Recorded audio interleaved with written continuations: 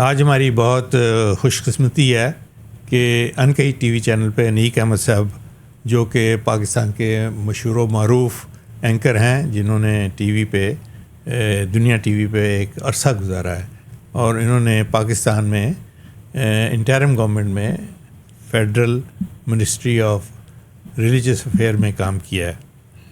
ان سے آپ گفتگو ہوگی، اور سب سے پہلے ہم یہ پوچھیں گے کہ انیق صاحب، آپ کی پیدائش اور آپ کی ارلی ایجوکیشن کہاں ہوئی؟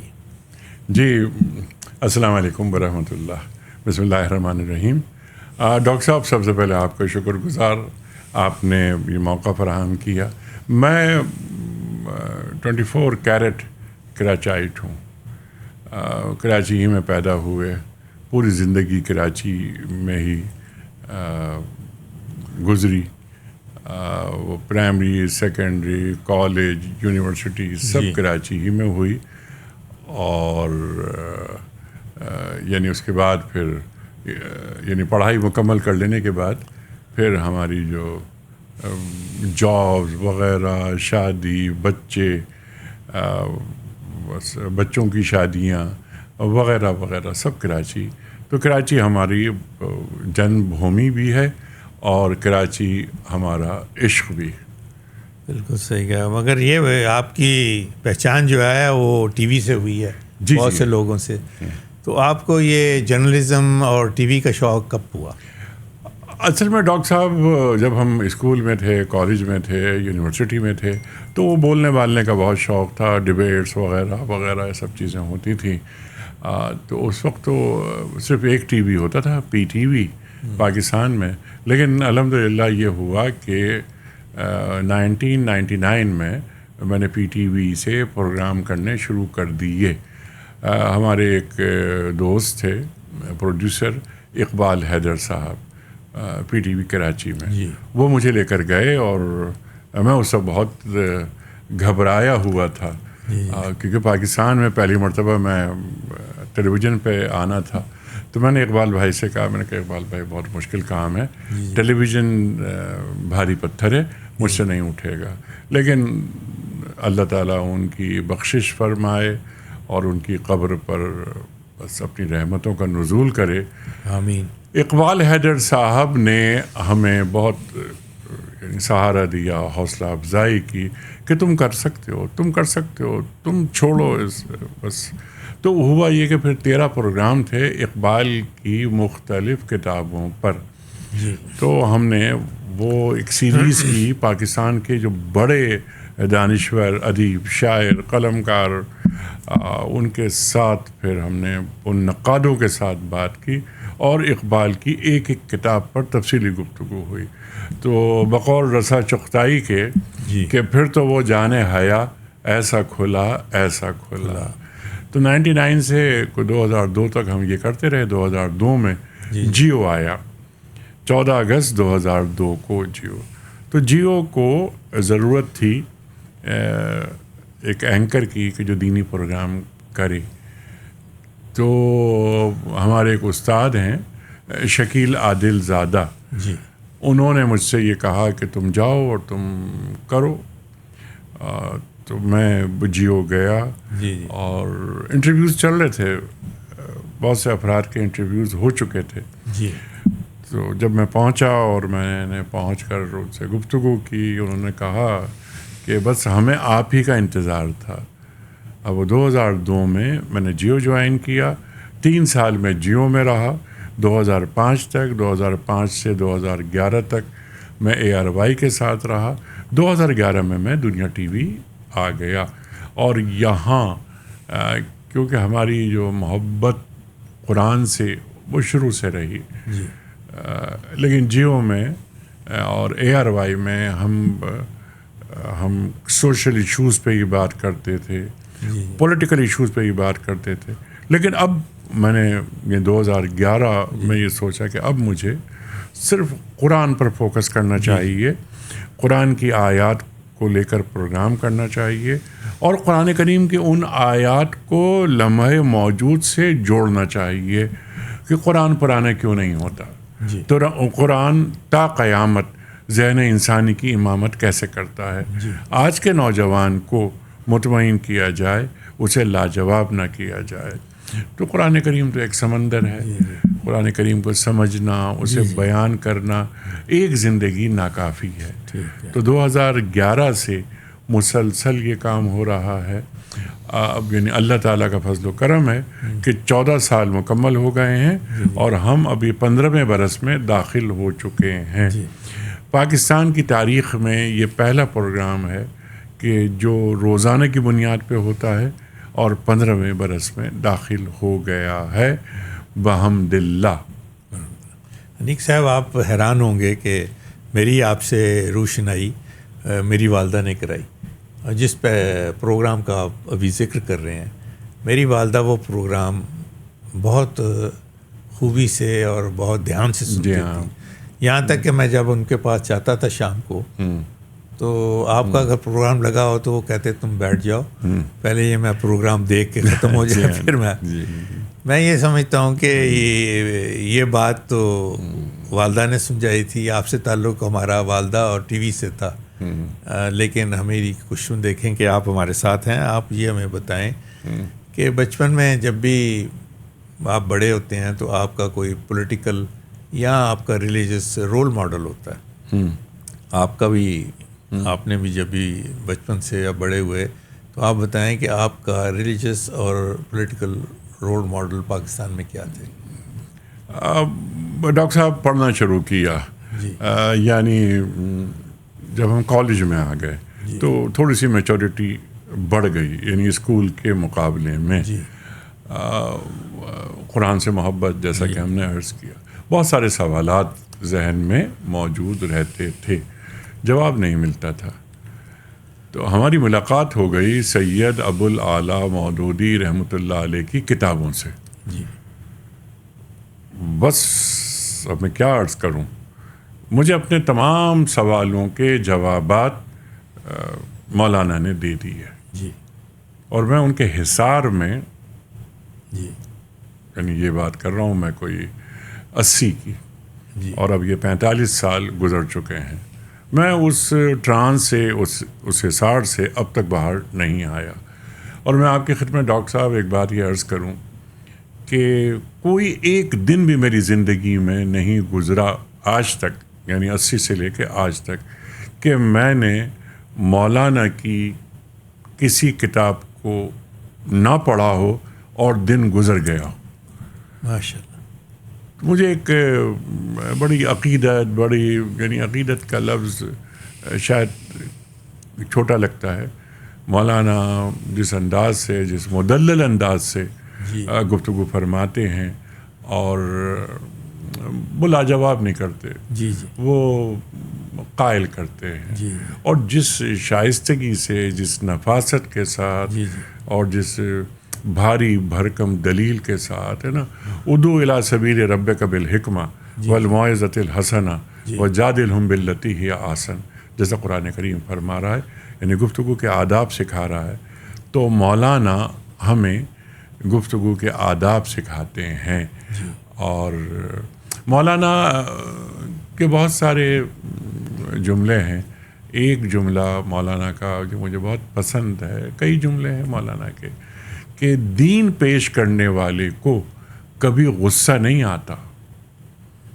ایک شیریں انداز ہوتا ہے, اور بس اللہ تعالیٰ کا پیغام پہنچا دینا ہے. یہ کام ہے داعی دین کا. ہدایت دینا یا نہ دینا یہ اللہ کا کام ہے. انیق صاحب, آپ نے اتنے پروگرام کیے ہیں, میں آپ سے یہ پوچھنے کی کوشش کروں گا کہ آپ کے تمام پروگرام میں سے کون سا پروگرام آپ سمجھتے ہیں کہ آپ کو پسند تھا, جو کہ مشہور بھی ہوا اور جس میں آپ بھی خوش ہوئے, آپ کا دل بھی تھا؟ کس پروگرام کو آپ سمجھتے ہیں کہ آپ کی نظر میں وہ سب سے بہتر تھا؟ ڈاکٹر صاحب تقریباً ناممکن ہے اس بات کا جواب دینا. اب اس 99 سے اب ہم بیٹھے ہیں 2025 میں, یعنی یہ 26 سال ہو گئے پروگرام کرتے ہوئے. ہزاروں پروگرام الحمدللہ یعنی 4000 پلس پروگرام ہو چکے ہیں. 4,500-5 ہزار کے درمیان پروگرام موجود ہیں، آرکائیوز میں ہیں. اب جب ہم پی ٹی وی کرتے تھے اور جیسے میں نے عرض کیا کہ اقبال کو ڈسکس کرتے تھے تو وہاں اقبال کے پروگرام انہوں نے پکڑ لیا. پھر اقبال، ہماری ایک بڑی محبت کا نام اقبال ہے، تو بڑے اچھے پروگرام، علمی سطح بڑی بلند. تو وہ جو پروگرام تھے وہ مجھے بہت یاد آتے ہیں. اس میں مولانا یعنی ابو الخیر کشفی صاحب، ڈاکٹر اسلم فاروقی صاحب اور علی صاحب اور کون نہیں، یعنی پورا پاکستان اس پروگرام میں آیا اور اقبال پہ تفصیلی گفتگو انہوں نے فرمائی. اور ان کی گفتگو سے ہم نے سیکھا. یہ 99 کی بات میں کر رہا ہوں، تو خود کو بھی اب میں 99 میں لے جاؤں، پیچھے ریوائنڈ کروں تو مجھے بڑا مزہ آیا. پھر جو میری شناخت ہوئی اور جس پروگرام نے مجھے بس مجھ پہ بڑا اللہ کا فضل و کرم ہوا، اللہ کی رحمتوں کا نزول ہوا کہ 2002 میں نے جیو جوائن کیا اور جیو سے ایک پروگرام شروع کیا، الف. وہ 3 سال چلا. وہ ایک یہ اوپن ڈبیٹ تھی. پی ٹی وی کا یہ مزاج نہیں تھا کہ اوپن ڈبیٹ کی جائے. سینسر بورڈ وغیرہ وغیرہ قدم قدم پر قدغنیں لگی ہوتی تھیں. تو 2002 میں ہم نے ایک جسے کہتے ہیں نا کہ بیٹل آف آئیڈیاز، وہ ہوا. بہت شاندار پروگرام ہوئے وہ 3 سال. پاکستان بھر میں بلکہ دنیا بھر میں بڑی پذیرائی ہوئی ہماری کہ یہ کیسا پروگرام آیا. اس میں ہوتا یہ تھا کہ جسے ہم کہتے ہیں نا کہ تھیسس، اینٹی تھیسس اور سنتھیسس. تو 2 میرے ساتھ ہوتے تھے، یعنی ایک موضوع ہوتا تھا، 2 اگینسٹ میں ہوتے تھے، 2 فور میں ہوتے تھے اور بہت زبردست مکالمہ ہوتا تھا جو پاکستان میں کبھی نہیں ہوا. اس وقت تک نہیں ہوا تھا، 2002 تک. اور کون نہیں آیا اس پروگرام میں، یعنی میں چند نام آپ کی خدمت میں عرض کر دیتا ہوں. ڈاکٹر اسرار احمد، آسمہ جہانگیر، اقبال حیدر، احمد جاوید احمد غامدی. بلکہ میں آپ کی خدمت میں عرض کروں کہ غامدی صاحب کو ہم لے کر آئے، وہ لاہور میں ہوتے تھے، یہ پروگرام کراچی میں تھا. تو غامدی صاحب سے اس وقت تک ہم واقف نہیں تھے. تو میرے کچھ دوستوں نے کہا کہ تم الف پروگرام میں غامدی صاحب کو مدعو کرو. میں نے کہا یار میری بات کروا دو نا، ایک نشست کروا دو. تو دوستوں نے مجھ سے یہ کہا کہ جب وہ کراچی آئیں گے نا ہم تمہاری ملاقات کرا دیں گے. تو غامدی صاحب جب کراچی آئے، مجھے بتایا گیا کہ غامدی صاحب آئے ہوئے ہیں، تم ملاقات کر لو. تو میں ان کے پاس گیا، ہماری گفتگو ہوئی اور مجھے بہت اچھے لگے. مجھے یعنی ایک آدمی جو علم الکلام کا آدمی ہے، دلیل سے بات کرتا ہے، تو ہم نے ان کے ساتھ طویل گفتگو کی. اگلا مرحلہ یہ ہوا کہ غامدی صاحب کے سامنے جب ہم نے اپنی خواہش رکھی کہ آپ تشریف لائیں، تو غامدی صاحب نے فرمایا کہ نہیں، میں تو ٹیلی ویژن میں تو کبھی گیا نہیں، کوئی پروگرام زندگی میں نہیں کیا میں نے ٹیلی ویژن پہ. مائک کیسے لگتا ہے انہیں یہ بھی نہیں معلوم تھا اس زمانے تک. اب لیکن ہمارا اصرار تھا، تو غامدی صاحب تشریف لائے الف میں پہلی مرتبہ ٹیلی ویژن پر. اور بس پھر جو سلسلہ چلا آگے، میرے خیال ہے کوئی 3 مہینے میں غامدی صاحب کا تعارف ہر جگہ ہو گیا تھا. اب وہ ایک معروف نام بن چکے تھے پاکستان کا. پھر وہ یہ بات 2002 کی ہے، تو 2002 سے پھر رفتہ رفتہ بہت آگے بات چلی گئی. احمد جاوید صاحب نے مجھے بہت زیادہ متاثر کیا اور احمد جاوید صاحب سے میں نے بہت سیکھا اور آج تک سیکھ رہا ہوں. احمد جاوید صاحب سے میری پہلی ملاقات ہوئی تھی 1997 میں اور 2025 یعنی 28 برس سے ہمارے مابین مکالمہ جاری ہے. بس یہ چھوٹی سی، پاکستان میں بہت سارے علماء متعارف کروائے، الحمدللہ. اصل مقصد آپ جانتے ہیں ڈاکٹر صاحب کیونکہ آپ سے گفتگو بہت ہو چکی ہے ہماری. جی اصل مقصد ہماری زندگی کا یہ ہے کہ قرآن کریم کو یعنی لمحہ موجود میں بیان کیا جائے. جسے ہم کہتے ہیں نا کہ عہد کا لمس قرآن کریم کے ساتھ چلے. آج جو ایک جدید دنیا میں ہم رہ رہے ہیں تو آج کچھ مسائل ہیں جدید دنیا کے. آج کے بڑے مسائل میں ایتھیزم ہے, گڈ گورننس ہے, کلائمیٹ چینج ہے,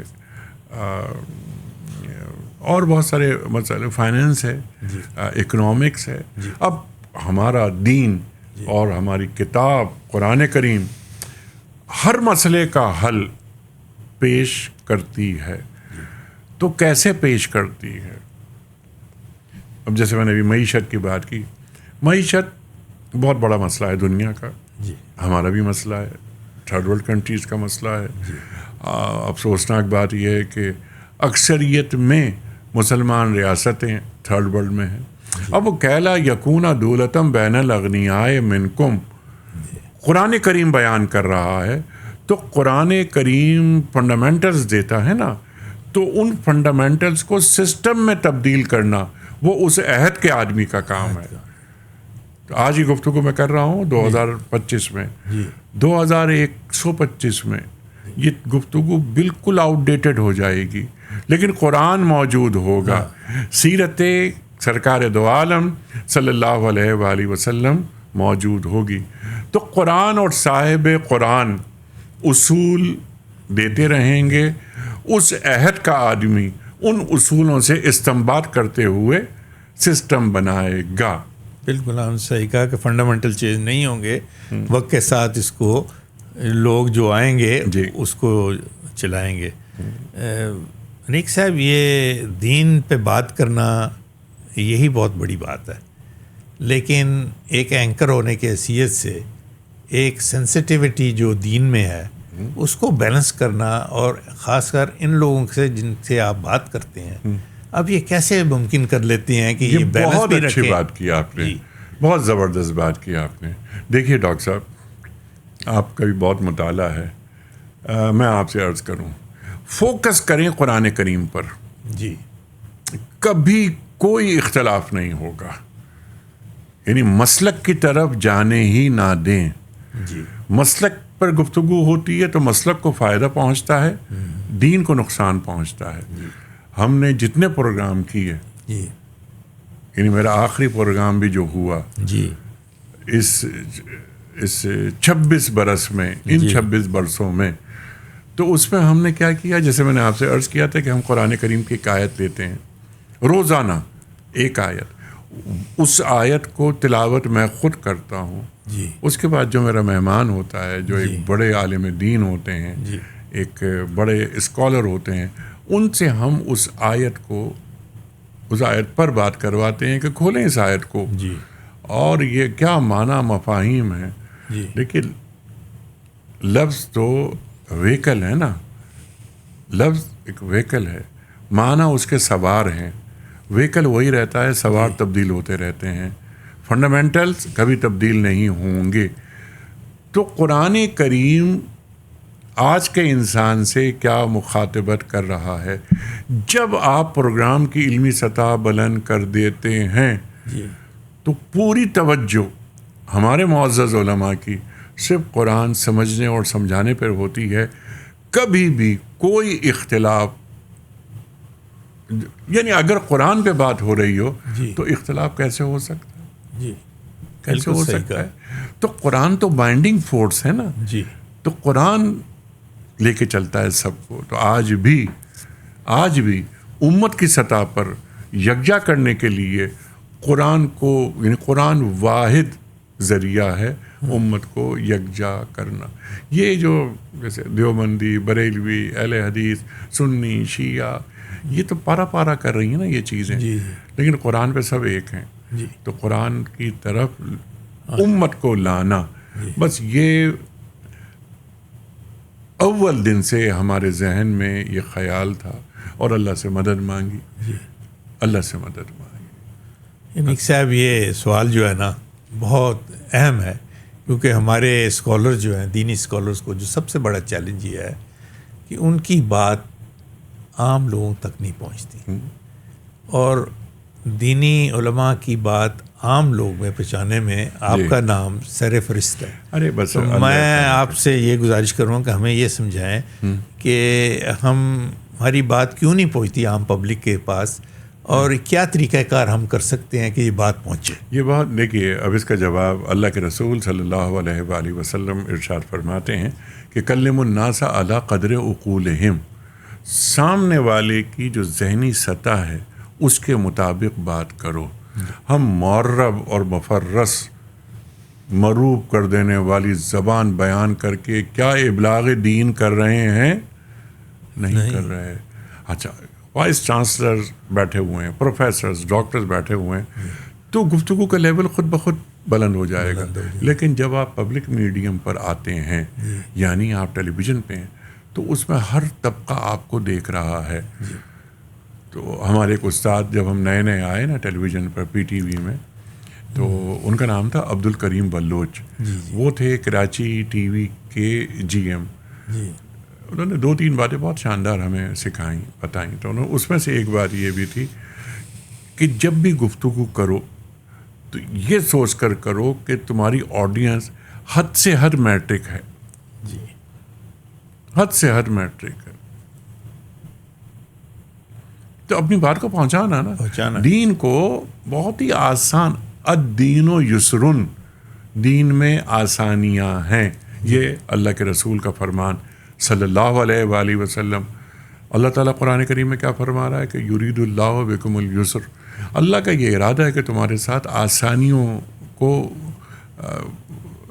یعنی آسانیاں فراہم کرے. تو ہم اگر دین میں مشکلات پیدا کر رہے ہیں یا دین میں کشش پیدا نہیں کر رہے ایک عام آدمی کے لیے، تو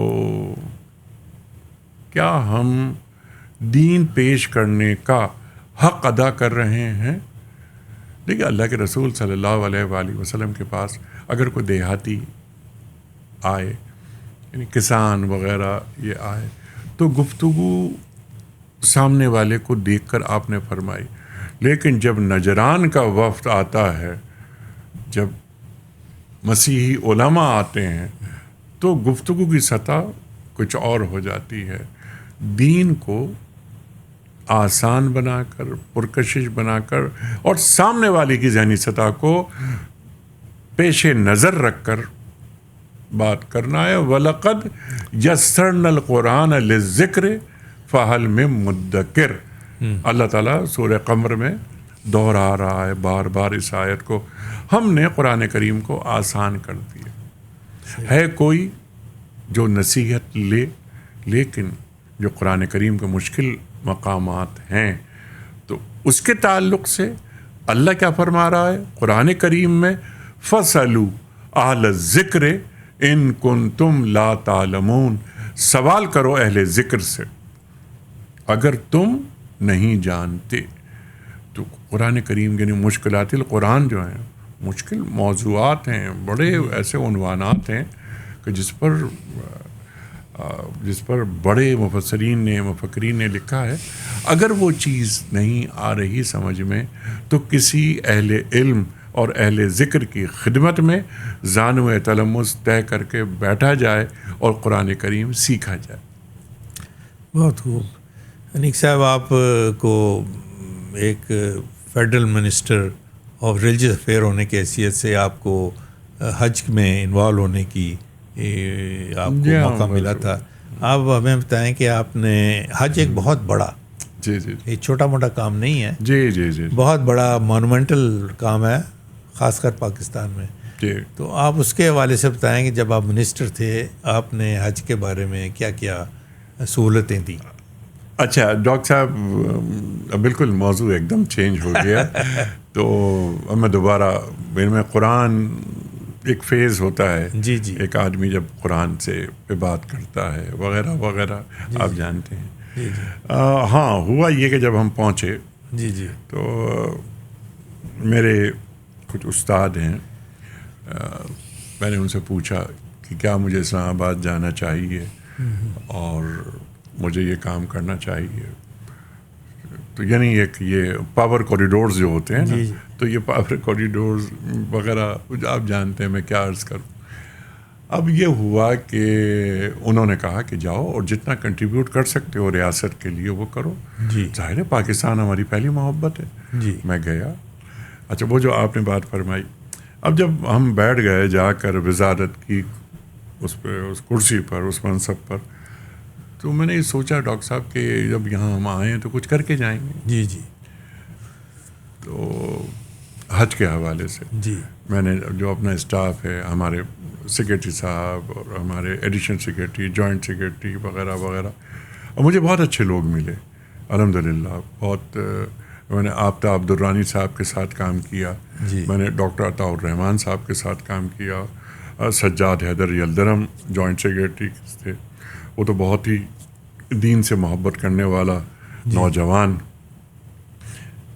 اور بہت سارا اسٹاف تھا ہمارا. کیا کریں, 11,75,000 روپے حاجی کا پیکج تھا حج کے لیے. 11,75,000. ڈاکٹر صاحب آپ کے لیے مسئلہ نہیں ہے ای پیمنٹ کرنا, لیکن وہ گاؤں گوٹ میں لوگ رہنے والے جو زندگی بھر پیسہ جوڑتے ہیں, میں نے درخواست کی ان تمام اپنے کلیگ سے کہ یار اس کا بریک اپ بنائیں. کتنا ہوتا ہے یہ, کہاں تک 11,75. تو ہم نے بنایا بریک اپ, اور پاکستان کی تاریخ میں کبھی نہیں ہوا کہ پچھلا حج مہنگا ہو اور آنے والا حج, جبکہ ڈالر کے ریٹ وغیرہ چیزیں بہت ساری سامنے آئیں, سیکھنے کو بھی بہت ملا. تو وہ ریٹ وغیرہ بڑھ گئے, یہ ایئر ٹکٹ بڑھ گئے, یہ بہت ساری باتیں ہوئیں. میں نے کہا یار دیکھو جتنی چیزیں میں نے دیکھی. اچھا, فائلز کو پہلے ایک چیز اور یہ سیکھی کہ فائل پڑھے بغیر کبھی کوئی فیصلہ نہیں کرنا چاہیے. عام طور پر منسٹرز فائل نہیں پڑھتے, جو ان سے کہا جاتا ہے, جو بیوروکریسی کہتی ہے, سمجھا دیتی ہے یہ مسائل ہیں, آپ یہاں سائن کر دیجئے. تو میں صرف ایک بات کی عرض کرتا تھا کہ آپ فائلز یہاں چھوڑ جائیے, میں پڑھوں گا اور اس کے بعد ہم فیصلہ کریں گے. ڈاکٹر صاحب صبح 8 بجے ہم کام شروع کرتے تھے, اور رات 12 بجے کام ختم ہوتا تھا. صبح 8 بجے میری پہلی کال چلی جاتی تھی اپنے سیکرٹری کے پاس, فیڈرل سیکرٹری, اور جو 12 کام جو کل جب 12 بجے رات کو اٹھا ہوں میں, تو میں کچھ 12-15 کام دے کر اٹھا ہوں, یعنی ایک اسائن کر دیے ہیں. اور صبح 8 بجے ہم نے بات کی, اچھا کیا ہوا وغیرہ وغیرہ, تو کام کرنا تھا. تو 11 جب میں پہنچا تو معلوم ہوا کہ پچھلا حج ہوا ہے 11,75,000 کا. ہم نے اپنا حج جو ہوا ہمارے یعنی 2024 کا حج, وہ ہوا 10,75,000 کا.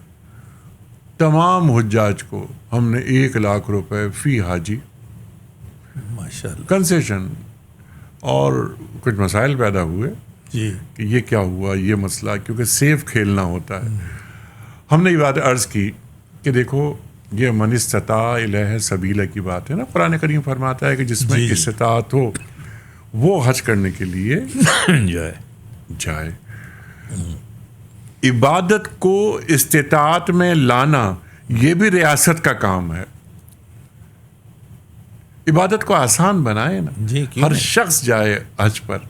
تو ہم نے وہ کام کیا اور لوگوں سے پوچھیں کہ اس میں جو 3 بڑی چیزیں ہوتی ہیں, بلکہ 4 چیزیں.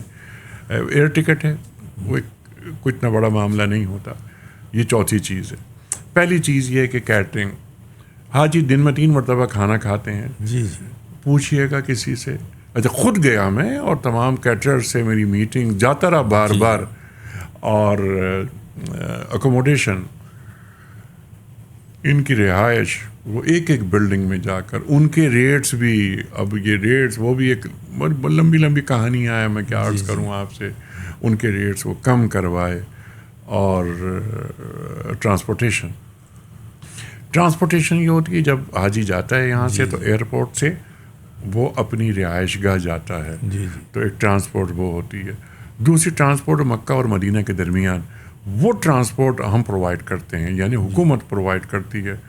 برانڈ نیو مطلب 0 میٹر بسیں, وہ جا کر خود اس یارڈ میں جا کر میں نے وہ بسوں کو دیکھا, معائنہ کیا, گفتگو کی. اور جو تیسری ٹرانسپورٹ استعمال ہوتی ہے جی وہ رہائش گاہ سے دن میں 5 مرتبہ حرم. تو حرم بس وہ شٹل سروس ہوتی ہے, چلتی رہتی ہے, ان میں مکمل کنٹرول. ہم نے کہا کہ حجاج ہمیں یاد کریں. جب حجاج سے بات ہوتی تھی تو ان کے ٹریننگ کیمپس وغیرہ بھی ہوتے ہیں پاکستان میں, جی جی تو ان سے میں خود بات کرتا تھا. تو میں خود یعنی خطابات عام طور پہ علماء کا خطاب ہوتے تھے ماضی میں حاجی کیمپس میں. تو میں نے گزارش کی کہ نہیں, میں ہی خطاب کروں گا اور ہم حج پہ بات کریں گے اور چیزوں پہ بات کریں گے. حج کیا ہے؟ تو یہ حج تو خود سے خدا تک سفر کا نام ہے نا. جی جی تو یہ حج کہتے کسے ہیں, اور حج سے واپس آنے کے بعد کیا تبدیلی آتی ہے وغیرہ وغیرہ. تو حجاج بڑے خوش ہوتے تھے. تو ہم ان سے کیا کہتے تھے؟ ہم ان سے یہ کہتے تھے کہ بس آپ ایک احسان کیجیے گا ہم پر. وہ احسان یہ ہے کہ میدان عرفات میں آپ دعا کیجیے گا ہمارے لیے. بس اللہ تعالیٰ سب کو یہ سعادت دے کہ وہ دعا کریں کہ ہماری قوم ایک صحیح رستے پہ, نبی صلی اللہ علیہ وسلم کے رستے پہ چلے. جی بس تو اپنا ایک کنٹریبیوشن ہونا چاہیے. منسٹر تو آتے ہیں چلے جاتے ہیں, تو کیا یہ جھنڈے والی گاڑی اور آگے پیچھے موبائلز, کیا اس کو انجوائے کرنے کے لیے آدمی جاتا ہے؟ اقتدار آدمی کا جو باطن ہے اسے لے آتا ہے سامنے. جی جی ریاست, اس ریاست کے لیے یہ ریاست ایک بہت ہی متبرک ریاست ہے. پاکستان ایک مسجد کا نام ہے.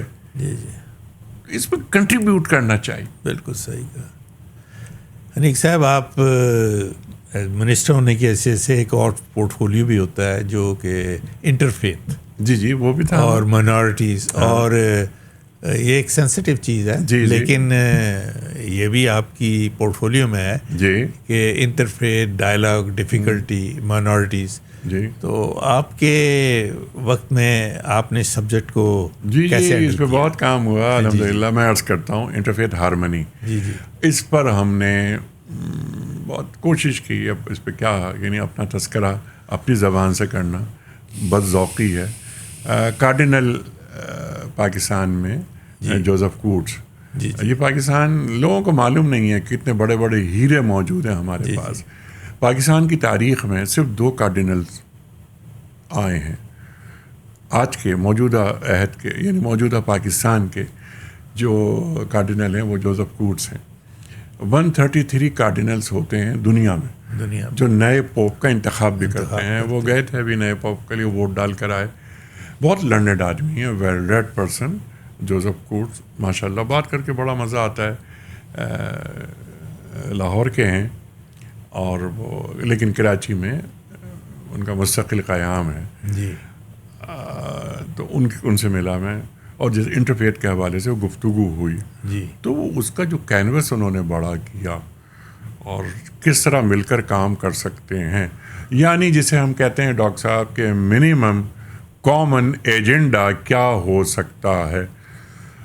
ہم تو بات کرتے ہیں نا کہ قل یا اہل الکتاب تعالوا الی کلمۃ سواء بیننا و بینکم اللہ نعبد الا اللہ.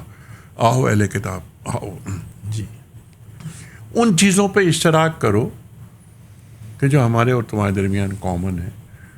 دیکھیے انٹرفیتھ ڈائلاگز بہت اہم چیز ہیں, لیکن انٹرفیتھ ڈائلاگ کا مطلب یہ نہیں ہے کہ دنیا کو سیکولر بنا دیا جائے. جی اپنے اپنے فیتھ پر رہتے ہوئے سامنے والے کے فیتھ کا احترام کیسے کیا جاتا ہے.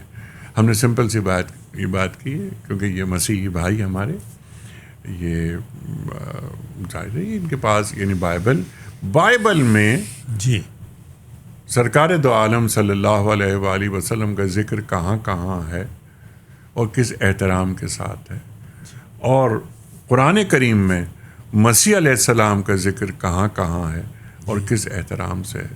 پوری سورت یعنی سورہ مریم، جی جی اللہ اکبر اللہ اکبر. تو کیسے ہم قریب ہو سکتے ہیں؟ بالکل صحیح کہا. اور اس کے لیے ایک چیز میں یہاں عرض کروں کہ ایک ہے ابراہمک اکارڈ کی بات چل رہی ہے. ابراہمک اکارڈ یعنی ابراہیم علیہ السلام کی ظاہر کزنز کہا جاتا ہے کہ مسلمان، مسیحی، جوز یہ کزنز ہیں. لیکن اس کا ہاں ٹھیک ہے، ایک پرامن بقائے باہمی کے لیے ہم قریب ہیں، لیکن اس کا مطلب قطعاً یہ نہیں ہے کہ ہم دیگر فیتھس کو جی وہی مقام دیتے ہیں یا دیں گے جو ہم اپنے فیتھ کو دے رہے ہیں. ایسا نہیں ہے. دیکھیے، ختم نبوت سرکار دو عالم صلی اللہ علیہ وآلہ وسلم خاتم النبیین ہے. ما کان محمد ابا احد من رجالکم ولکن رسول اللہ و خاتم النبیین. ختم نبوت ہو رہی ہے سرکار دو عالم صلی اللہ علیہ وآلہ وسلم پر، اور دین مکمل ہو رہا ہے. الیوم اکملت لکم دینکم واتممت علیکم نعمتی ورضیت لکم الاسلام دینا.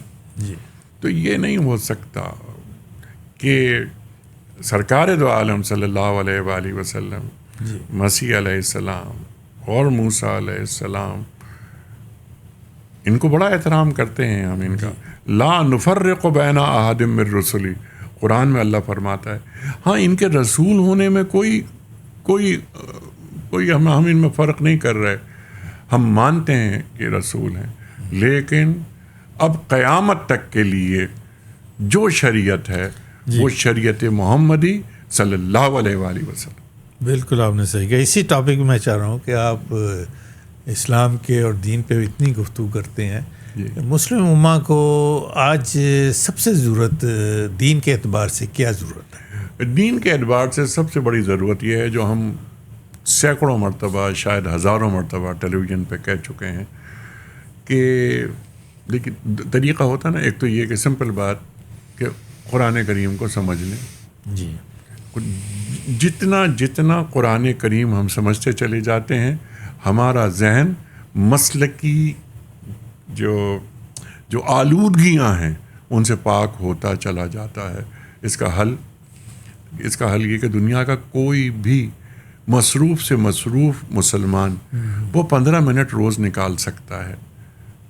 3 آیات روزانہ پڑھیں، اس کا ترجمہ پڑھیں، اس کی تفسیر پڑھیں. کوئی مشکل چیز ہو، یعنی ایک آدمی سیلف ٹاٹ ہوتا ہے. ایک مسئلہ میں پڑھ رہا ہوں، مجھے کوئی چیز سمجھ میں نہیں آ رہی، مشکلات القرآن کی جو بات میں نے کی، تو میں آپ سے پوچھوں، فون کروں آپ کو کہ یہ لفظ سمجھ میں نہیں آیا، تو کوئی محلہ ایسا نہیں کہ جہاں پر عالم دین موجود نہ ہو. قرآن کریم کو حرز جاں بنایا جائے. اللہ تعالیٰ قرآن کریم میں فرماتا ہے نا کہ والذین آمنوا اشد حبا للہ. جو اہل ایمان ہوتے ہیں وہ اللہ سے ٹوٹ کے محبت کرتے ہیں. ترجیحات میں میرے قرآن ہے یا نہیں ہے. دیکھیے، قرآن اور صاحب قرآن، اللہ فرماتا ہے کہ صبغۃ اللہ، من آسن من اللہ صبغہ. اللہ کا رنگ اختیار کرو، اور اللہ کے رنگ سے اچھا رنگ کس کا ہو سکتا ہے. قرآن کریم اللہ ارشاد فرما رہا ہے، جوں ہم پر محمدی رنگ صلی اللہ علیہ وآلہ وسلم غالب آتا جاتا ہے، اللہ کا رنگ ہم پر چڑھتا جاتا ہے. اتنی سی بات ہے بس. قرآن کریم کی جو اہمیت ہے، دیکھیے نا کہ اللہ اکبر اللہ اکبر. اب دیکھیے اقبال نے کہاں وہ کتنے اشعار کہے، جو میں گویا مسلمانم بلرزم کہ دانم مشکلات لا الہ را. جب بھی میں اپنے آپ کو مسلمان کہتا ہوں تو میری روح کانپ جاتی ہے, جی. لرز جاتا ہوں میں, کیونکہ میں جانتا ہوں کہ لا الہ الا اللہ کہنے کے بعد کتنی مشکلات کا سامنا کرنا پڑے گا. اب یہ جو لا ہے نا, یہ لا, یہ جو اس پر جو خط تنسیق اس کو پھیرنا ہے, وہ کتنے معبودان باطلہ ہیں جن پر خط تنسیق کھینچ کر ہم آگے بڑھتے ہیں. اب اقبال کا ایک اور شعر دیکھیے, جی. اللہ اکبر, کہ حامل قرآنوں بے ذوق طلب, حامل قرآنوں بے ذوق طلب, العجب ثم العجب ثم العجب. تو حامل قرآن ہے, ہم یہ امت ہم حامل قرآن ہیں, بے ذوق طلب, ہم میں وہ ذوق ہی نہیں ہے قرآن کریم کو طلب کرنے کا, قرآن کریم سے سیکھنے کا, قرآن کریم کے ساتھ زندگی کرنے کا. جی. العجب ثم العجب ثم العجب, مجھے تعجب ہے, مجھے تعجب ہے, مجھے تعجب ہے. میں یہ سوچ رہا ہوں کہ کیا پاکستان امہ دوسرے ممالک میں یا مسلمانوں کو متحد ہونے میں کوئی رول پلے کر سکتا ہے؟ دیکھیے, یہ سوال نہیں ہے, بلکہ یہ سوالات کی ماں ہے. یہ سوال اس وقت لیڈرشپ نہیں ہے پوری امت میں, مسائل مسائل مسائل مسائل, کیا یعنی عرب عجم امت بٹ کے رہ گئی ہے. اب یہ جو مسائل, غازہ کا مسئلہ, امت بٹ گئی, کتنی افسوسناک بات ہے.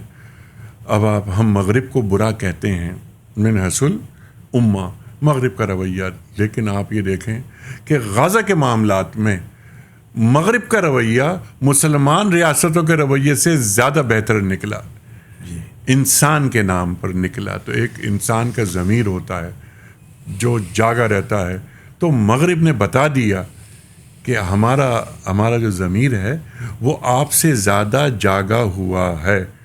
تو مغرب پر سلام کرنا چاہیے. امت پہ آ جاتے ہیں دوبارہ, جو آپ نے بات فرمائی نا, لیڈرشپ, OIC 57 کنٹریز موجود ہیں. جی. جب میں منسٹر تھا جی. تو مجھے کچھ کانفرنسز اٹینڈ کرنے کا موقع ملا, تو ظاہر ہے کہ وہ پاکستان سے نمائندگی ہماری ہوئی. تو میں دیکھتا تھا اور کڑتا تھا کہ یہ کیا ہو رہا ہے. جی. نشستند, گفتند, خوردند, برخاستند, کچھ نہیں. ہم وہ ایک 5 اسٹار ہوٹلز وغیرہ سویٹس میں رہ رہے ہیں, دنیا بھر کے لوگ آئے ہوئے ہیں, یعنی پوری مسلم امہ آئی ہوئی ہے, PR ایکٹیویٹیز وہ چل رہی ہیں, تعلقات بنائے جا رہے ہیں, پیسے کیسے کمائے جا سکتے ہیں وغیرہ وغیرہ, بہت ساری باتیں ہو رہی ہیں. لیکن اب آپ دیکھیں نا کہ حج پر بھی ایک کانفرنس ہوئی. جی. وہاں جو حج منسٹر سعودیہ کے بہت اچھے بڑے لائق آدمی ہیں, ڈاکٹر توفیق ربیہ, تو وہ, اور پھر ہم بہت دوستی بھی میری اس سے بہت ہوئی. وہ IT میں PhD ہے امریکہ سے. تو حج پہ کانفرنس ہوئی 3 دن کی. اب ڈاکٹر صاحب یہ ہوا کہ ان 3 دنوں میں یہ بات ہوئی کہ حاجی کہاں سے آئیں گے, کس راستے سے کہاں جائیں گے, پولیس کہاں ہوگی, میڈیا کے لوگ کہاں ہوں گے, وغیرہ وغیرہ. یہ تمام 3 دن تک یہ گفتگو ہوتی رہی.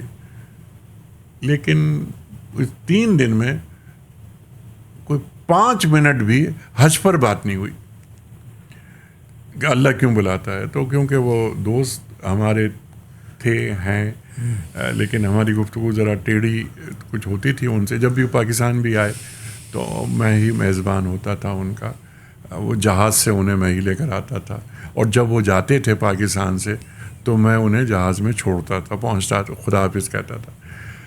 تو وہ باتیں میری سنتے رہتے تھے پاکستان میں بھی. تو میں نے ان سے پوچھا وہاں سعودیہ میں نے کہا یہ 3 دن ہم لوگ بیٹھے, ہم نے کیا کیا ڈسکشنز کی وغیرہ وغیرہ, یعنی ایڈمنسٹریشن کے حوالے سے وغیرہ, میڈیا کا رول, پولیس, یہ وہ سب, حجاج راستے کیسے ہوں گے. لیکن ہم نے حج ڈسکس نہیں کیا. آپ کا کیا خیال ہے کہ اگر انٹرفیتھ کانفرنس یا اسلامک کانفرنس جی ڈالا کے تھرو اگر بلائی جائے تو کیا ہم لوگوں کو اسلام کے بارے میں یا انٹرفیتھ کے بارے میں کوئی اچھا میسیج دے سکتے ہیں؟ بہت ضروری ہے.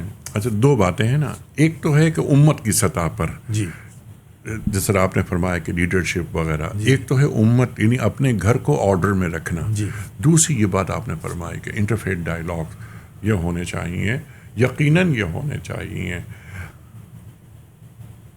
لیکن پہلا جو ایشو ہے جو آپ نے ڈسکس کیا تھا, سوال اٹھایا تھا کہ امت کی سطح پہ کیا کام کرنا چاہیے.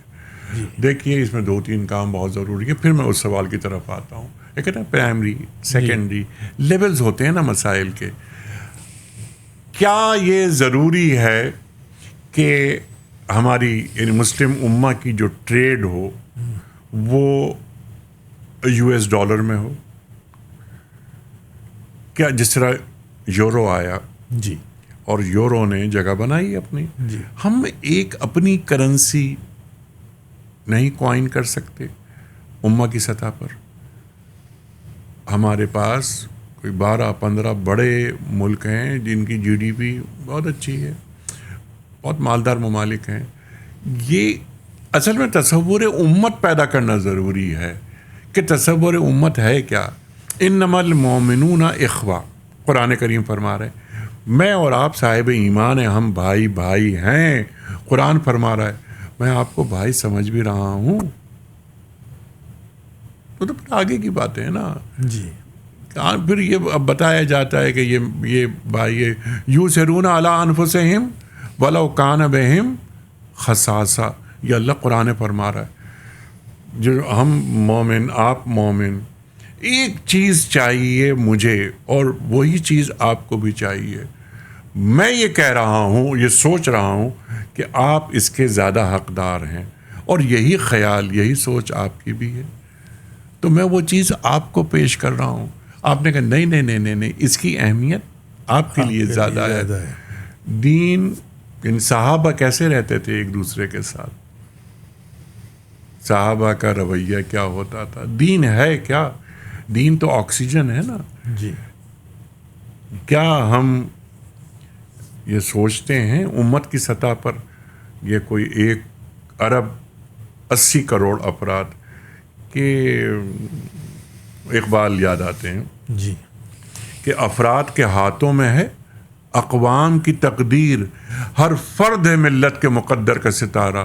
تو ہر فرد ملت کے مقدر کا ستارہ ہے یا پوری امت کو عبد الدینار اور عبد الدرہم بنا کر رکھ دیا گیا ہے. کیسا نبی کیسا خدا, پیسا نبی پیسا خدا. ایک یعنی میں پیدا کیوں ہوا ہوں, میرا مقصد کیا ہے. وما خلقت الجن والانس الا لیعبدون. قرآن کریم کی آیت کہ صرف یہ کہ وقتی طور پہ پڑھ لینے کے لیے ہیں. قرآن کریم کو حرز جاں کیسے بنایا جاتا ہے, یہ ہے خاص طور پہ ادائی دین.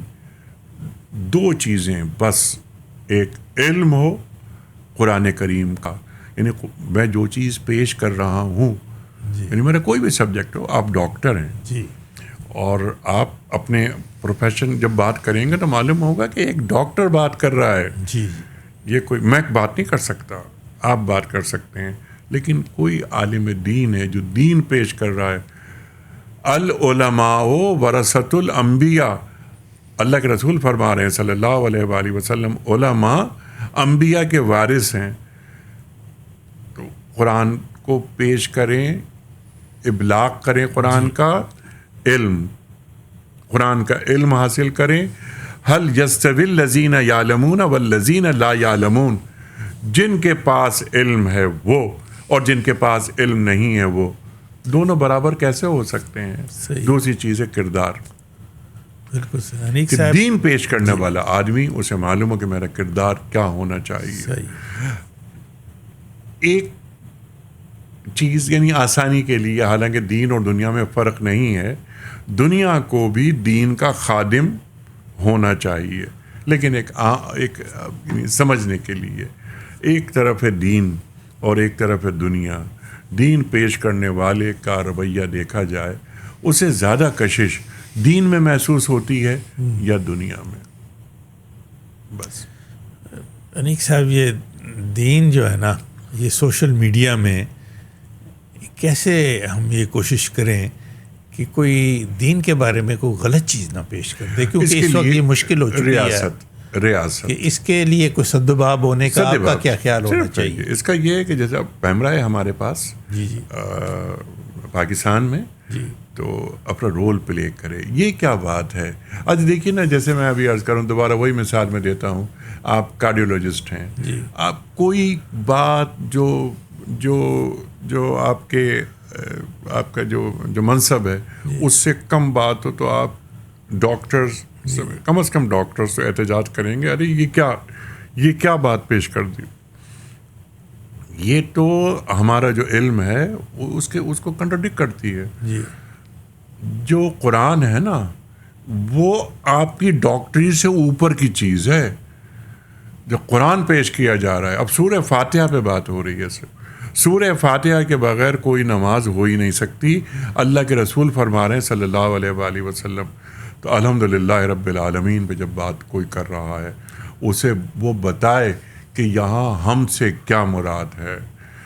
جتنے انبیاء آئے دنیا میں انہوں نے اللہ کی حمد بیان کی نا, تو آدم علیہ السلام سے لے کر مسیح علیہ السلام تک اللہ کی حمد بیان ہوتی رہی, لیکن کوئی ایک حمد اللہ کی باقی تھی جس کے لیے محمد مصطفیٰ احمد مجتبیٰ صلی اللہ علیہ وآلہ وسلم کو مبعوث کیا گیا.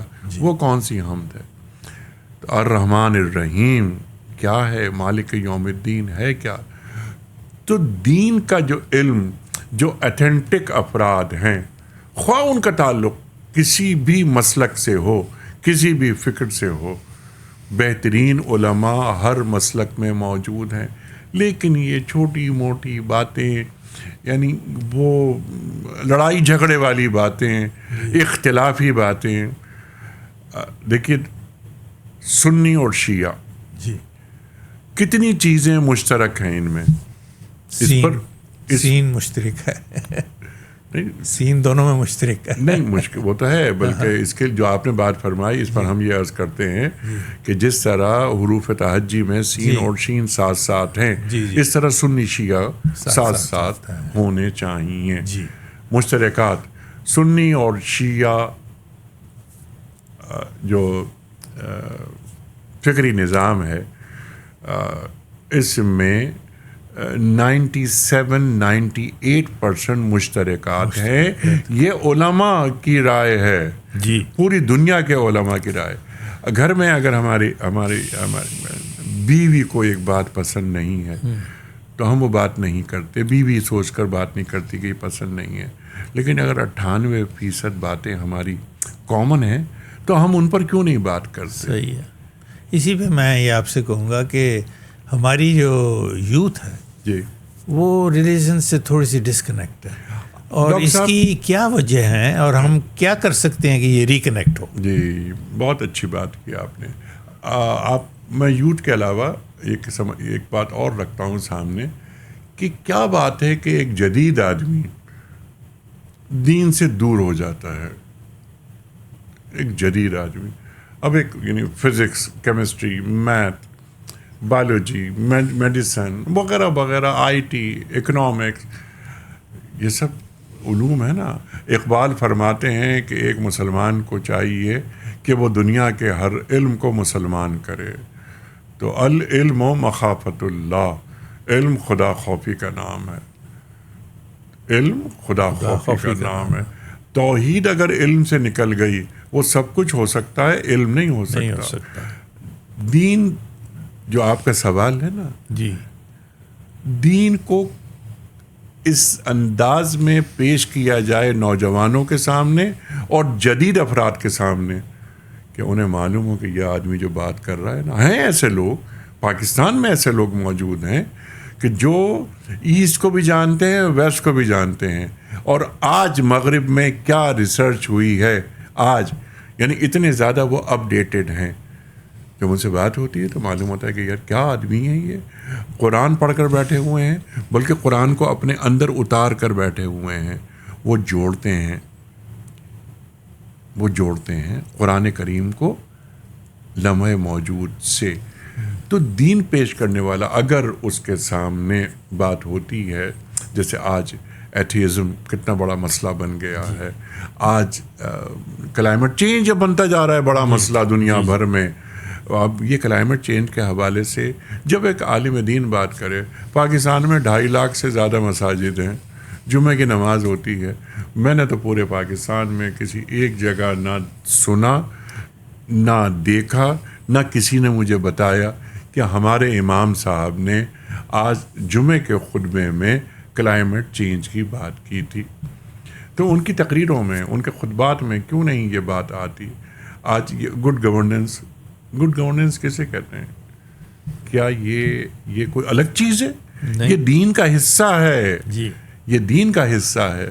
تو یہ مینجمنٹ کسے کہتے ہیں؟ تو آدمی ایک جو جدید ذہن رکھنے والا 22-23 سال کا لڑکا یا لڑکی ہماری مسلمان اور جدید تعلیم یافتہ, وہ لمب سے پڑھ کے نکلا ہو, وہ بچہ یا بچی, یہ آئی بی ہے, زیبسٹ ہے, نسٹ ہے, فاسٹ ہے, اور پاکستان کے بڑے ادارے ہیں, ان سے پڑھ کے نکلا ہو, تو وہ چاہتا ہے کہ دین سے محبت کرے, یا وہ چاہتی ہے کہ وہ دین سے محبت کرے. بلکہ وہ لڑکی جو جینز اور ٹی شرٹ پہن کر یونیورسٹی آ رہی ہے, دین سے محبت ہے, لیکن اس کو مطمئن کرنے والا شخص نہیں ملا. جی, کہ اس کے پاس سوالات ہیں. بھائی ایک زندہ آدمی ہے, سوال کیوں نہیں کرے گا؟ لیکن اسے مطمئن کیا جائے, اسے ڈانٹ کے چپ نہیں کرایا جائے. بالکل صحیح کہا ہے. لیکن یہ بتائیں کہ جو ہمارا سوشل میڈیا ہے, جو اس پہ زیادہ زور کیوں نہیں دیتا, کمرشلائز پہ زور کیوں دیتا ہے؟ دیکھیے, وہ مونیٹائزیشن وغیرہ بھی ہے, اور جو ڈھنگ کی باتیں ہوتی ہیں اس پر پیسے نہیں ملتے, کلکس کم آتے ہیں. لیکن جو پچھلی بات تھی نا, کنٹرول کیا جائے. کنٹرول, اگر ایک کنٹروورشل بات آ رہی ہے جس سے دین کو نقصان پہنچ رہا ہے, اس کو فوراً چیک کیا جائے, اس کو ڈیلیٹ کیا جائے. بالکل صحیح, یہ کام ہونا چاہیے. اور محبت کی بات, اس کو بیان کیا جائے. ایسی باتیں سوشل میڈیا پہ ہم دیکھتے ہیں, سنتے ہیں. یعنی امت کو انتشار سے بچایا جائے. یہ کیا امت کو انتشار سے بچا رہے ہیں, یہ امت میں افتراق پیدا کر رہے ہیں. یہ کام ریاست کا ہے. بالکل صحیح. آپ یہ بتائیں نیک صاحب کہ ہر شخص کی ایک خواب ہوتا ہے. آپ نے دین کی اتنی خدمت کی ہے, آپ کیا چاہتے ہیں کہ پاکستان میں اگلے 10 سالوں تک ریلیجس ہارمنی اور فیتھ اور دین کے بارے میں کیا کرنا چاہیے؟ 2-3 بڑے کام ہیں جو ہونے چاہیے. اور پاکستان سے آغاز ہونا چاہیے. دنیا کے یعنی ہر مسلمان ریاست میں یہ کام ہونا چاہیے. دیکھیے, پہلا کام ہم یہ چاہتے ہیں, اور اس پہ کام بھی ہو رہا ہے, کر بھی رہے ہیں کام, یہ کہ جو ہماری یوتھ ہے, جس کا میں ذکر کر رہا تھا ابھی, کہ نوجوان لڑکا یا نوجوان لڑکی جو دین سے محبت کرتے ہیں لیکن وہ کنفیوز رہتے ہیں, ان کو دین پڑھایا جائے. اور کون پڑھائے گا؟ وہ کہ جو دین کو جانتا ہو. اگر وہ بچہ 1 سال پڑھنا چاہتا ہے, وہ بچہ یا بچی, تو اس کو 1 سال پڑھایا جائے تاکہ بیسکس کلیئر ہو جائیں. 2 سال, 3 سال, 4 سال. اب اس بچے اور یا بچی کو دین کا خادم بنا دیا جائے کہ بیٹا اور بیٹی, اب تم سوال نہیں کرو گے, اب تم جواب دو گے. روسٹرم پہ کھڑے ہو جاؤ اور اپنی ہی زبان میں, ایک تو بائلنگول ہونا چاہیے. کس کو؟ دین پیش کرنے والے کو. ڈاکٹر صاحب 5000, بہت کم فگر ہے, چھوٹی سی فگر ہے, 5000 بچے اور بچیاں دین پیش کرنے والے بائلنگول پاکستان میں پیدا ہو گئے. ماشاء اللہ. تو آپ دیکھیے ہماری یوتھ ریولیوشن ہو جائے گا. ریولیوشن پیدا ہو جائے گا. ابھی ایتھیزم کی بات ہو رہی ہے نا, جی جی تو یہی لڑکی اور یہی لڑکا جب بات کر رہا ہوگا نا روسٹرم پہ کھڑے ہو کر دلائل کے ساتھ, اور بچے اور بچیاں آڈینس پہ سن رہے ہیں, تو معلوم ہے کہ اچھا یہ ہے معاملہ. افسوس سے کہنا پڑتا ہے ہماری جو کلرجی ہے, ہمارے معزز علماء, بڑا کام ہے, بڑی کنٹریبیوشن ہے ان کی, اس سے انکار نہیں. لیکن آج کے جو جدید مسائل ہیں, جو چند موضوعات میں نے ابھی عرض کی ہے, میں اسے ریپیٹ نہیں کر رہا, کیا ان موضوعات پر ہمارے 2% علماء بھی, یہ بھی زیادہ بتا رہا ہوں میں, بات کر سکتے ہیں؟ نہیں کر سکتے.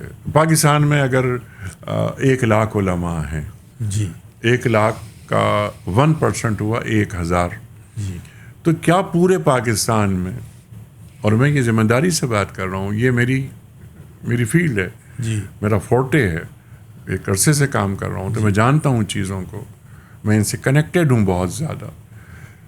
1 لاکھ کا 1% ہوا 1000. 1000. کیا پاکستان میں آپ کو 1000 علماء نظر آتے ہیں کہ جو بات کریں کلائمیٹ چینج پر, نہیں, بالکل نہیں. جو بات کریں گڈ گورننس پر, جو بات کریں بیسٹ اکنامک سسٹم پر؟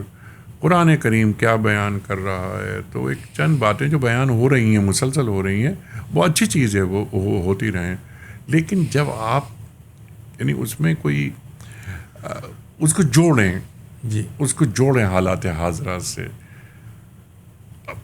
یہ قرآن کریم تاریخ بھی بیان کرتا ہے. ظاہر ہے ہم سب جانتے ہیں قرآن کریم عہد میں وقار کے ساتھ جینا بھی سکھاتا ہے. جی تو قرآن یعنی دین ہمارا اللہ کی غلامی میں دیتا ہے, بندوں کی غلامی سے نکال کر. آج دیکھیے یہ مروبانہ سوچ, یہ مغلوبانہ سوچ پورا عالم اسلام, جی پورا عالم اسلام. دیکھیے یہی فرق ہے اقبال میں اور سر سید میں. سر سید مروب ہو جاتے ہیں, مغلوب ہو جاتے ہیں, اقبال نہیں ہوتے. اقبال کا فرماتے ہیں کہ خیرہ نہ کر سکا مجھے جلوہ دانش فرنگ, سرما ہے میری آنکھ کا خاک مدینہ و نجف. تو مدینہ اور نجف سے ایک تعلق قائم رہتا ہے انسان کا, جو انسان کو اندر سے مرنے نہیں دیتا.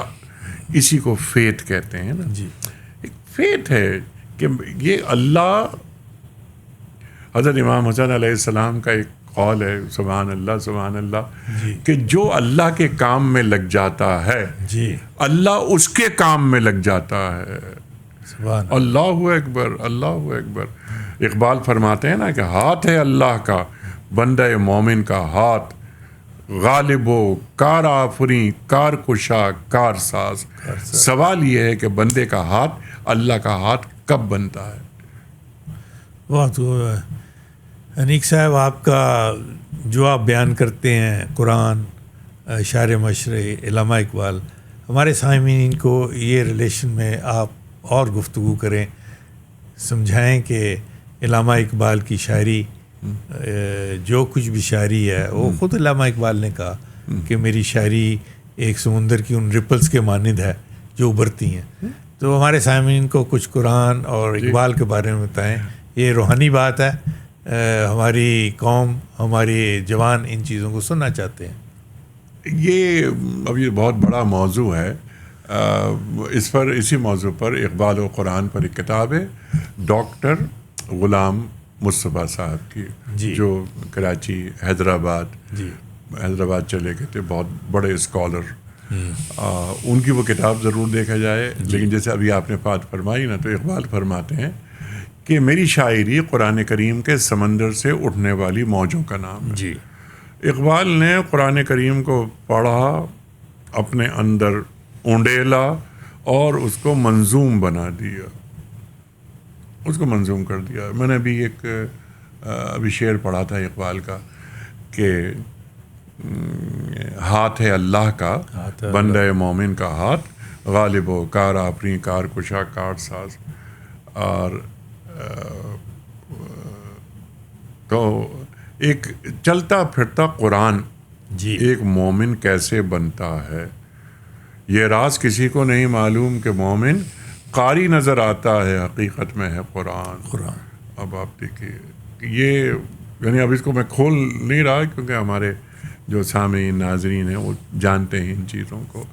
اب یہ کہ تو نے پوچھی ہے امامت کی حقیقت مجھ سے، حق تجھے میری طرح صاحب اسرار کرے، دے کے احساس زیاں تیرا لہو گرما دے، فقر کی سان چڑھا کر تجھے تلوار کرے. ماشاءاللہ. تو قرآن کیسے دیکھنا چاہتا ہے، جیسے میں بھی عرض کر رہا تھا کہ قرآن ایک مسلمان کو باوقار انداز میں دیکھنا چاہتا ہے. لیڈرشپ امامت کی بات ہوئی نا جی ہے وہی تیرے زمانے کا امام برحق جو تجھے حاضر و موجود سے بیزار کرے. تو حاضر و موجود سے بیزار کیا ہوتا ہے؟ یعنی میرے اور اللہ کے درمیان کوئی حجاب باقی نہ رہے، کوئی حجاب باقی نہ رہے اور کوئی رکاوٹ نہ ہو. ابراہیم علیہ السلام کیا فرماتے ہیں کہ انی وجہت وجہ للذی فطر السماوات والارض حنیفا، اپنا چہرہ اللہ کی طرف کرنا یہی تو دین ہے اور کیا ہے. مجھے اس بات کا ادراک ہونا چاہیے کہ ہاں اب میرا چہرہ اللہ کی طرف ہو گیا. ہم روز نماز پڑھتے ہیں، سجدے کرتے ہیں، سجدہ سب سے اہم انداز ہے نماز پڑھنے کا. اللہ فرماتا ہے، میں آیت نہیں پڑھ رہا، سجدہ واجب ہو جاتا ہے کہ سجدہ کرو اور میرے قریب ہو جاؤ. جی تو سجدہ ہم نے اپنی زندگی میں ہزاروں شاید لاکھوں سجدے کیے. کیا ہمارے ذہن کے کسی گوشے میں یہ بات آئی کسی دن کہ ہاں دیکھو آج وہ سجدہ ادا ہو گیا جو اللہ کو مجھ سے مطلوب تھا؟ یہ احساس کیا آدمی کے اندر جاگتا ہے؟ اس احساس کو جگاتے ہیں اقبال. اقبال ہمارے ٹوٹے ہوئے دلوں کا سہارا ہیں.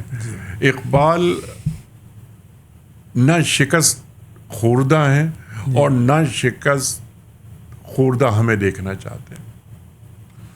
وہ کیا اقبال فرماتے ہیں نا کہ نکل کے صحرا سے جس نے روما کی سلطنت کو الٹ دیا تھا، سنا ہے میں نے یہ قدسیوں سے وہ شعر پھر ہوشیار ہوگا. تو وہ شعر آنے والا کل بہت اچھا ہے.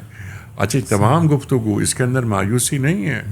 امت کی سطح پر بہت لوگ ہیں، ہم تو کچھ بھی کام نہیں کر رہے، ہم سے بڑے لوگ موجود ہیں جو امت کو جگا رہے ہیں، قرآن سے جوڑ رہے ہیں، اللہ کے رسول صلی اللہ علیہ وسلم کا پیغام دے رہے ہیں کہ دیکھو یعنی وقت فرصت ہے کہاں، کام ابھی باقی ہے، نور توحید کا اتمام ابھی باقی ہے.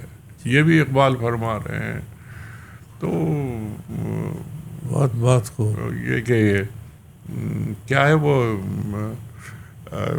اب وہ بڑھاپا آ گیا نا تو وہ ذہن سے وہ چلے میں آپ کو ایک اور طرف لے کے جاتا ہوں. نہیں میں پہلے وہ شعر مجھے یاد آ گیا. جی جی. کہ محمد سے وفا تو نے تو ہم تیرے ہیں، یہ جہاں چیز ہے کیا لوح قلم تیرے ہیں. سوال یہ ہے کہ محمد مصطفیٰ احمد مصطفیٰ صلی اللہ علیہ وآلہ وسلم سے وفاداری کس چیز کا نام ہے؟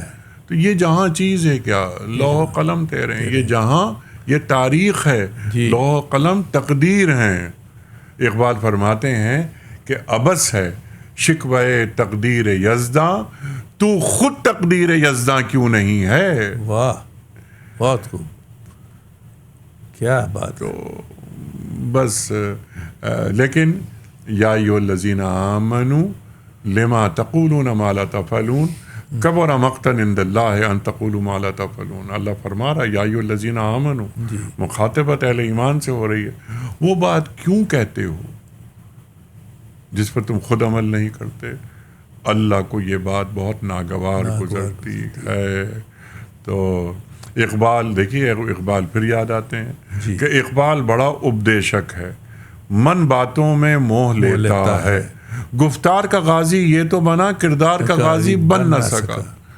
تو ایک ہے گفتار کا غازی کہ امت کی سطح پہ ہم دیکھتے ہیں کہ گفتار کے غازی بہت نظر. غزہ پہ کتنے بڑے بڑے بیانات آئے. جی جی. اب وہ اتنے بڑے بڑے بیانات، عمل کی ایک چھینٹ بھی دیکھی ہم نے. اللہ تو کیا اللہ تعالیٰ کے سامنے جواب دہی نہیں ہوگی؟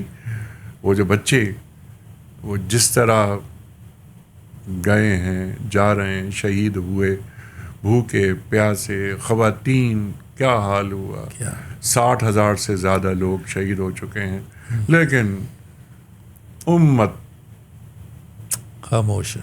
جی. اقبال صاحب کہتے ہیں کہ یہ دور اپنے براہیم کی تلاش میں ہے. جی. انیک صاحب، ویسٹرن ورلڈ میں آپ نے منسٹریز دیکھی ہوں گی. جی. بہت سی منسٹری ہیں. جی جی جی. یہ ایک ایسا کام ہے جو ہر سنڈے کو یہاں کے جو بھی کرسچن لورز ہیں وہ دیکھتے ہیں. جی جی. بہت سے لوگ جاتے بھی ہیں. جی. میں یہ سوچ رہا تھا کہ یہ کام پاکستان میں اس لیول پہ بھی سوچنا چاہیے اور عمل ہونا چاہیے. جی جی بالکل. آپ کا اس کا خیال ہے؟ جی جی، اس پر ہم بس اب کیا کر رہے ہیں، اپنے حصے کی شمع جلا رہے ہیں. دیکھیے یہ مسجد ہے نا، مسجد جنریٹر ہے جی ایمان کا. کوئی بھی کام مسجد کے بغیر ہونا بھی نہیں چاہیے. دیکھیے یہ مسجد کراچی، لاہور، اسلام آباد میں ہم لوگ رہتے ہیں، اچھی جگہیں وغیرہ، بلوچستان ہے، جی، انٹیریئر سندھ ہے، انٹیریئر پنجاب ہے، انٹیریئر KPK ہے. جی. وہاں تو لوگوں کو پتہ بھی نہیں کہ شوگر کا ٹیسٹ کیا ہوتا ہے. جی جی. BP ہائی ہو گیا، معلوم ہی نہیں، انتقال ہو گیا. کہا صاحب اللہ کی مرضی. اور یہ تو بس یہ مسجد میں کم از کم ہفتے میں ایک دن ایک کلینک، ڈاکٹر بیٹھے اور سرکار کی سرپرستی میں ہو یہ کام، اور مسجد کا تقدس پامال نہ ہو، الگ راستہ ہو، ڈاکٹر بیٹھے اور لوگ جائیں اور لوگ جا کر وہاں وہ علاج کرائیں. کھانا نہیں ملتا، کوئی بھوکا ہے، امام مسجد کو امپاورڈ کیا جائے کہ جناب والا یہ کھانا آپ یہ رکھیں، فریج میں کھانا موجود ہے، جو بھی بھوکا نظر آئے اور وہ گھوم رہا ہو، اسے معلوم ہو کہ میں مسجد جاؤں گا تو مجھے کھانا مل جائے گا. ڈاکٹر صاحب بہت بڑے بڑے کام ہو سکتے ہیں. اب یہاں مغرب میں ہم دیکھتے ہیں، یا آپ کا ملک جہاں بیٹھے ہیں آج، امریکہ، سنڈے اسکول ہے. جی. اب سنڈے اسکول جاتے ہیں، بڑا مزہ آتا ہے، ہمارے بچے جاتے ہیں اور مسجد میں دین سے قریب ہوتے ہیں. ہمارے پاس وہ دینی تعلیم، یعنی اب یہ تو ہم نے تو بڑی بڑی باتیں کی نا، وضو کے احکام کیا ہیں، جی. پاکی ناپاکی اس کے احکام بھی نہیں پتہ. جی. مسجد بند بھی نہیں ہونی چاہیے، یہ مسجد کو تالا لگ جاتا ہے. جی. امام مسجد نماز پڑھاتے ہیں، السلام علیکم ورحمۃ اللہ، السلام علیکم ورحمۃ اللہ، بغلی دروازے سے وہ آئے اور اسی سے چلے گئے. اگر کاش یہ ہو کہ نماز پڑھانے کے بعد وہ نمازیوں کے ساتھ باہر نکلیں. آؤ دیکھتے ہیں کہ اس محلے میں کتنے مسائل ہیں، ان مسائل کا خاتمہ کرتے ہیں. 50% سے زیادہ مسائل ختم ہو جائیں گے. ہر کام حکومت پہ ڈال دینا اور صرف شکوہ شکوہ شکوہ، اس شکوے کو شکر میں تبدیل ہونا چاہیے. بہت خوب نیک صاحب، آپ نے بہت مفصل گفتگو کی ہے. میں آپ کا شکریہ ادا کرتا ہوں کہ آپ آئے. آپ کا شکریہ. نہیں، ایک اور بات جو میں کہنا چاہتا ہوں جی، کہ ہمارے جو ایکسپیٹریٹ جو ہیں امریکہ میں ہیں، جو بھی سامعین دیکھ رہے ہیں، ان کے لیے آپ اور اسپیشلی ہمارے جو بچے ہیں جو یہاں پڑھ رہے ہیں، بڑے ہو رہے ہیں بیرون ملک، ایکسپیکٹریٹ، ان کے لیے کیا میسج آپ دیں گے؟ ان کے لیے میسج یہ ہے، 2-3 باتیں ہیں. پہلی بات یہ ہے کہ وہ پاکستانی ہیں، جی، یا کسی بھی ملک کے ہوں لیکن مسلمان ہیں، وہ اپنے ملک سے ناتا نہ توڑیں. 2 باتیں ہیں. ایک کام یہ ہوتا ہے کہ یہاں سمپل کام یہ کرتے ہیں لوگ کہ اپنی فیملیز کو یہاں سے پیسے بھجواتے رہتے ہیں. اچھی بات ہے، کرنا چاہیے، لیکن یہ فرسٹ ورلڈ کنٹری کا جو انٹلیکچوئل لیول ہے، جو ریسرچ ہے، اس ریسرچ کو فوراً بھجوائیں. لائک پاکستان، ظاہر ہے ہم پاکستانی ہیں، پاکستان بھجوائیں تاکہ پاکستان علمی میدان میں آگے بڑھے، نمبر 1۔ نمبر 2، جو بنیاد ہے، جو شناخت ہے، اس کو کبھی نہ بھولیں، اس کو کبھی نہ بھولیں۔ یعنی پاکستانی اسلام تیرا دیس ہے، تو مصطفوی ہے، یہ بھی اقبال کہہ رہے ہیں۔ جی، تو میں مصطفوی ہوں، تو اور یہ چیز، یہ بات میری شناخت اور میرے فخر کے لیے کافی ہے جی، کہ میں امت محمدیہ صلی اللہ علیہ وآلہ وسلم کا حصہ۔ یہ 2 بڑے کام ہیں اور چھوٹے بہت سارے کام ہیں۔ بہت خوب۔ انیق صاحب، ہر شخص یہی چاہتا ہے کہ اس کو کیسے یاد کیا جائے۔ آپ اپنے الفاظ میں بتائیں کہ آپ اس دنیا کو کیا میسیج دینا چاہتے ہیں، کہ آپ کو کس چیز سے یاد کیا جائے؟ یہ بڑا مشکل سوال ہے۔ بس میں نے وہ گفتگو بیان کر دی۔ جی جی، دیکھیے، میں جو چاہتا ہوں، میں اپنی بات عرض کرتا ہوں آپ کی خدمت میں۔ جب میں دنیا سے جاؤں نا، تو مجھے فَاعْبُدْ رَبَّكَ حَتَّى يَأْتِيَكَ الْيَقِينُ، اللہ قرآن فرما رہا ہے، اللہ کی عبادت کیے جاؤ یہاں تک کہ تمہیں موت آ جائے۔ زندگی ایسے بسر ہو کہ کبھی تنہائی کا احساس نہ ہو۔ یعنی جس کو اللہ چھوڑ دے نا، تو پھر وہ کہیں کا نہیں رہتا۔ اللہ فرماتے ہیں نا، قرآن کریم میں یہ فرماتا ہے کہ وہ جو بدکار ہیں وغیرہ وغیرہ گناہ گار ہیں، اللہ تعالیٰ قیامت کے دن ان سے کلام نہیں کرے گا، یعنی بات تک نہیں کرے گا۔ ہم سے کوئی خدمت اللہ تعالیٰ لے لے دین کے حوالے سے، جس پر ہم لگے ہوئے ہیں، آپ جانتے ہیں، دنیا جانتی ہے۔ جب ہم دنیا سے جائیں تو صرف یہی بات نہ ہو کہ حق مغفرت کرے عجب آزاد مرد تھا، یہ نہیں، حق مغفرت کرے کہ یہ خواجہ معین الدین چشتی اجمیری رحمۃ اللہ علیہ کا انتقال ہوا۔ تو جب وہ انتقال ہوا تو کفن وغیرہ پہنا دیا گیا، تو ماتھے پر ایک پٹی بندھی ہوئی تھی اور اس پہ لکھا ہوا تھا کہ ھذا حبیب اللہ، ھذا حبیب اللہ، ماتا فی حب اللہ۔ بس اللہ کی محبت رکھتے ہوئے دل میں آدمی دنیا سے چلا جائے۔ بہت خوب، صحیح کہا ہے کسی نے کہ خوف خدا دل میں ہو تو فخر جہاں ہو تم۔ تو یہی ہونا چاہیے، اگر خوف خدا نہیں تو کہیں کے نہیں ہو تم۔ انیق صاحب، آپ کو اگر دوبارہ فیڈرل گورنمنٹ میں منسٹری انٹرفیتھ پہ، ریلیجس افیئر پہ اگر آپ کو دوبارہ موقع دیا جائے تو آپ 2-3 کیسے ایسے کام کریں گے جو کہ پاکستان اور امت کے لیے اچھے ہوں؟ بہت سارے پلانز تھے ہمارے جو پائپ لائن میں تھے، وہ نہیں ہو پائے، ان کو پورا کروں گا۔ لیکن جیسے آپ نے انٹرفیس کی بات کی، انٹرفیتھ ہارمنی کے لیے ہم نے جتنا کام کیا اپنی مختصر مدت میں، مجھے یہ کہنے دیجئے کہ پاکستان کی تاریخ میں انٹرفیتھ پر اتنا کام کبھی نہیں ہوا۔ اور اس میں ہم نے ایک کام یہ بھی کیا کہ جتنے غیر ملکی سفراء اور خاص طور پہ ویسٹرن کنٹریز کے سفراء، ویٹیکن کا بھی ایمبیسیڈر بیٹھتا ہے اسلام آباد میں، ہم نے اس سے بھی بلایا اور ہم نے بتایا کہ انٹرفیتھ کہتے کسے ہیں۔ بڑے پیمانے پہ پروگرام ہوئے، تو ایک پروگرام میں کوئی 28 سے 30 ایمبیسیڈرز ہوتے تھے ہمارے ساتھ۔ لقد کرمنا بنی آدم، اللہ قرآن میں فرماتا ہے انسان ہونا ہماری تکریم کے لیے یہ کافی ہے۔ اللہ فرماتا ہے کہ تم انسان، اب یہاں مسلمان کی بات نہیں ہو رہی، یہ جو شرف انسانیت ہے نا، یہ ہمیں حاصل ہو گیا۔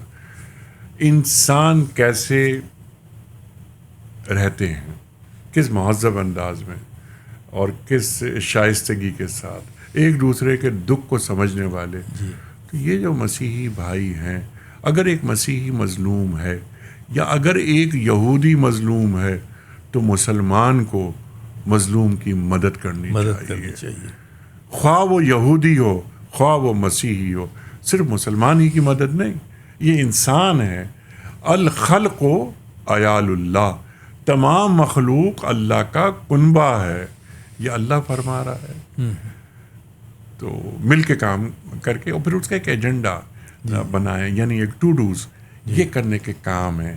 اور ہر سال اس کو ہم ایک اس کا کریٹیکلی اس کا جائزہ لیں کہ ہم نے کوئی یہ طے کیا تھا کہ 12 کام کریں گے، ہم اس میں سے 6 کر پائے تو اس کو ہم اس کو دیکھیں. نمبر 1 یہ کام. دوسرا کام جو میرا ایک بڑا خواب ہے، میں نے ابھی عرض بھی کیا، وہ یہ کہ مسجد کو ایک کمیونٹی سینٹر بنا دیا جائے اور مسجد کی یعنی ہر محلے میں وہ حیثیت ہو کہ مسجد کے بغیر کوئی بھی کام ہونے کا تصور ہی نہ ہو. یعنی زندگی میں ناگزیریت آ جائے مسجد کی، جس میں میں نے بھی بات کی کہ یہ جو بیسک یعنی وہاں کو آپریشن نہیں ہوں گے مسجد میں، چند چیزیں انہیں بتا دیا جائے. انہیں یہی نہیں معلوم کہ پیناڈول کیا ہوتی ہے، ان کو یہی نہیں معلوم کہ یہ بی پی کیا ہوتا ہے، اور یہ بی پی زیادہ ہو جاتا ہے تو اس کا نقصانات کیا ہوتے ہیں. شوگر ہو جاتی ہے لوگوں کو، ان کو خبر ہی نہیں ہوتی، اور وہ ٹکا کے گلاب جامن کھا رہا ہے ایک آدمی، اسے خبر ہی نہیں ہے کہ وہ شوگر کا پیشنٹ ہے، اور اسی میں لوگ چلے جاتے ہیں. ہم نے بادشاہی مسجد لاہور میں بھی یہ کام کیا.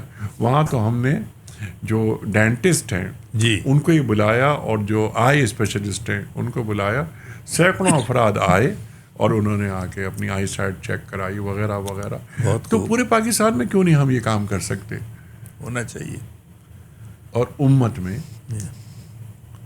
یکجائی پیدا ہو، قرآن کریم کو سمجھ کے پڑھیں اور امت کو انتشار سے بچائیں. اور چھوٹے چھوٹے مسائل کو، چھوٹے چھوٹے اختلافات کو حق و باطل کا مارکا نہ بنائیں. پر چھوٹی چھوٹی باتیں ہیں. ٹھیک ہے، آپ بھی دین سے محبت کرتے ہیں، میں بھی دین سے محبت کرتا ہوں. آپ کا سوچنے کا انداز کچھ اور ہے، میرا کچھ اور ہے، لیکن منزل ہماری ایک ہے. بس اس کینوس کو بڑا کریں، اس بات کو اپنے اندر اتاریں. انسان سے محبت کی میں نے بات کی ابھی، تو ایک مسلمان ہے، ایک کلمہ گو ہے، تو ایک کلمہ گو اس پر گولی چلا دینا، دھماکے کر دینا وغیرہ وغیرہ. دیکھیے، جڑ میں ہم ایک ہیں، تنے میں ہم ایک ہیں. یہ فرع کہتے ہی شاخ کو ہیں، فروعی اختلافات ہیں نا شاخوں میں. تو جب جڑ میں اور تنے میں ہم ایک ہیں تو پھر ہم معمولی باتوں پر کیا اسے، جیسے میں نے عرض کیا کہ حق و باطل کا معاملہ بنا دیں گے. ایسا نہیں ہونا چاہیے. میرا عمل کوئی بھی ہو، مجھے ایک کسوٹی بنا لینی چاہیے کہ میرے اس عمل سے اللہ کے رسول صلی اللہ علیہ وآلہ وسلم خوش ہوں گے یا ناراض ہوں.